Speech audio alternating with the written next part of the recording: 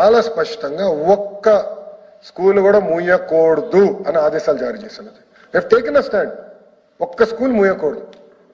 దాంతో పాటు ప్రతి పంచాయతీలో ఒక మోడల్ ప్రైమరీ స్కూల్ ఉండాలి. దానికి ఎందుకు చెప్తున్నానంటే ఒక క్లాస్ ఒక టీచర్ అనేది ఇవ్వకపోతే నాణ్యత ఎలా ఉంటుంది, నాణ్యత పెంచాలి అని మేము చేసాం అధ్యక్ష. నేను ఈరోజు గర్వంగా చెప్తున్నా, త్వరలో లీప్ స్కూల్స్ కూడా మొదలవుతాయి అధ్యక్ష. మొదటి స్కూల్ మా మంగళగిరిలో స్టార్ట్ అవుతుంది. రాష్ట్రం మొత్తం అమలు చేస్తున్నాం with world class hard and social infrastructure, best teachers తో they are also going to start అధ్యక్ష. ఎందుకు మనం ప్రైవేట్ తో పోటీ పడలేము అధ్యక్ష?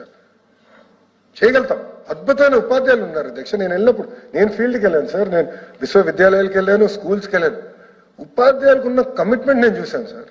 నేను చూశాను ఒక పిల్లోడు నేను అడిగే ప్రశ్న సమాధానం చెప్పలేకపోతుంటే పాపం టీచర్ గారు వచ్చి సార్ కొంచెం అంటే వాయిస్ ఇబ్బందిగా ఉంది, ఇప్పుడే చేరాడు పాపం పిల్లడు అని చెప్పారు. అంటే అమ్మ ప్యాషన్ కమిట్మెంట్ కంపడింది అధ్యక్ష.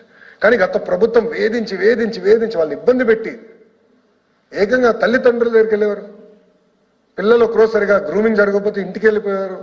ఉపాధ్యాయుల పైన అడ్డగోలుగా ఏకపక్షంగా యాక్షన్ తీసుకున్నారంటే 12 లక్షల మంది విద్యార్థులు తగ్గిపోయారు అధ్యక్ష. కానీ నిజంగానే అధ్యక్ష యూనియన్లు అందరూ కూడా సహకరిస్తున్నారు, కలిసికట్టుగా పనిచేస్తున్నాం. విద్యా వ్యవస్థకి, ప్రభుత్వ విద్యా వ్యవస్థకి పూర్వ వైభవం తీసుకురావాలని లక్ష్యంతో పనిచేస్తుంది.